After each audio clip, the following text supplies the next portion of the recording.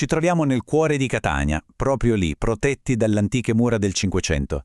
È qui che si nasconde la storia di una fabbrica che, pensate, ha stampato l'anima della Sicilia su due cose apparentemente molto diverse: le carte da gioco e gli incarti per le arance.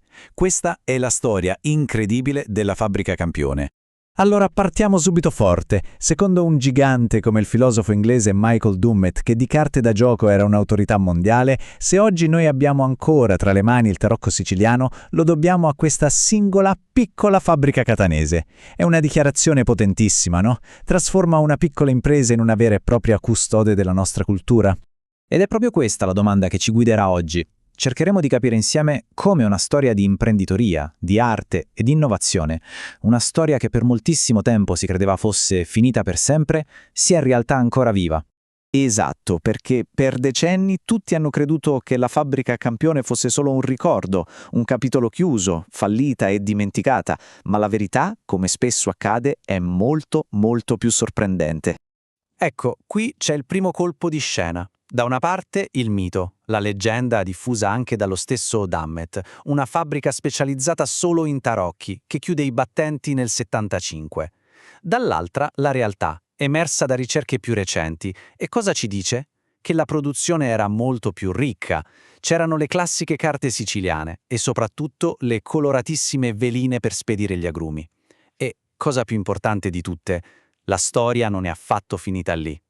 E qui la storia si fa quasi commovente. La tipografia di fatto non ha mai smesso di lavorare. Uno storico operaio, il signor Ventrice, prende in mano la gestione proprio nel 75 e tiene in vita il nome e la tradizione. E poi, nel 2002, la figlia, Francesca, rileva l'attività. Continua così una tradizione di leadership al femminile che, come vedremo tra poco, era scritta nel DNA di questa azienda fin dal primo giorno.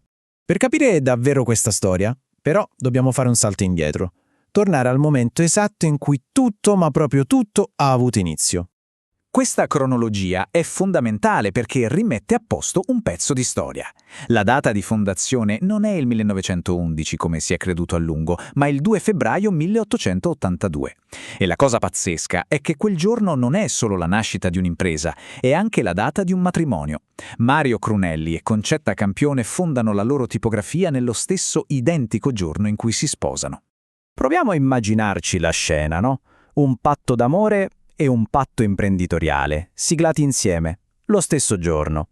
Un'origine che sembra quasi uscita da un romanzo, per quella che diventerà una delle realtà produttive più importanti della Sicilia. E adesso vediamo i due prodotti che hanno definito l'identità della fabbrica Campione. Due cose così diverse, eppure così profondamente legate all'anima siciliana. Ecco qui il cuore culturale della loro produzione, il tarocco siciliano. Guardate bene, perché queste due immagini raccontano un'evoluzione. A sinistra una versione più antica, probabilmente fatta assemblando più fogli e colorata a mano. A destra il prodotto più maturo, più moderno. È grazie a questa produzione costante, a questa dedizione, che questo gioco è arrivato fino a noi. Ma non c'erano mica solo i tarocchi, eh? L'azienda produceva anche i classici mazzi di carte siciliane e queste cosine deliziose, le cartine giocattoli, delle miniature per bambini. Un piccolo dettaglio che però ci fa capire la loro versatilità, la loro capacità di pensare a mercati diversi. E qui ecco il secondo pilastro economico dell'azienda, le cartine per le arance. La Sicilia esportava agrumi in tutto il mondo e la fabbrica Campione creava questi incarti meravigliosi. A sinistra vediamo una delle matrici in metallo per la stampa, a destra il risultato finale. Non erano semplici imballaggi, erano piccole opere d'arte popolare che portavano i colori e il sole della Sicilia sui mercati di mezza Europa. E qui la cultura e il commercio si fondono in un modo che ha quasi del magico. In siciliano la parola tarocco indica sia il mazzo di carte che una pregiatissima varietà di arancia rossa, quindi la fabbrica, di fatto, produceva tarocchi in entrambi i sensi, un legame linguistico, simbolico, che sembra quasi un segno del destino. Bene, adesso facciamo una cosa. Entriamo virtualmente dentro la fabbrica. Proviamo a capire come l'ingegno, la fatica e la passione trasformavano la carta in arte. Tutto cominciava da qui, da matrici come questa, intagliate a mano nel legno con una precisione incredibile. Servivano per stampare il disegno sul dorso delle carte, un lavoro da veri artigiani, fondamentale per avere un prodotto perfetto. Poi, più avanti, si passò a matrici in metallo, incise con l'acido, ancora più precise. E la cosa interessante è come veniva alimentata tutta questa produzione. Certo, c'erano i motori a vapore, ma almeno fino agli anni 40 c'era una turbina idraulica che prendeva l'energia direttamente dalla Menano, il fiume che scorre proprio sotto la città. Un esempio di innovazione sostenibile quando ancora la parola sostenibilità non si usava. E poi il controllo qualità, un processo rigidissimo, portato avanti da una forza lavoro quasi tutta al femminile. Immaginiamoci la scena. I fogli escono dalla macchina da stampa, vengono messi ad asciugare e poi passano su un lunghissimo tavolo. E lì, a capotavola, c'era lei in persona, Concetta Campione, che ispezionava ogni singolo foglio. Solo la perfezione assoluta passava, perché un minimo difetto sul dorso avrebbe reso una carta riconoscibile e avrebbe rovinato il gioco. Questa frase la descrive alla perfezione.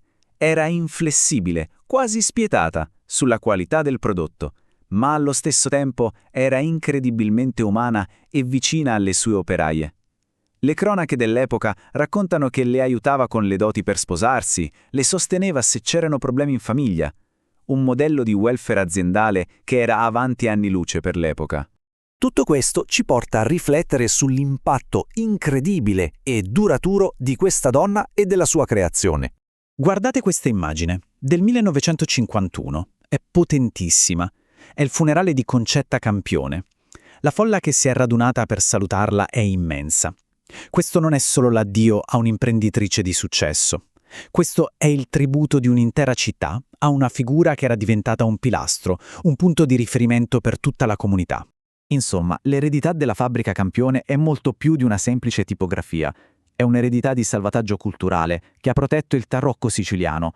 È una storia pionieristica di imprenditoria femminile. È un esempio di innovazione industriale. E soprattutto è stata un'ambasciatrice dell'identità siciliana nel mondo, capace di raccontare la sua terra attraverso un mazzo di carte o a volte intorno a un'arancia. La storia della fabbrica Campione è una storia che è stata riscoperta, quasi per caso, e ci lascia con una domanda, con un pensiero. Quante altre storie così, di ingegno, di arte, di coraggio, aspettano solo di essere ritrovate, magari proprio dietro l'angolo di casa nostra?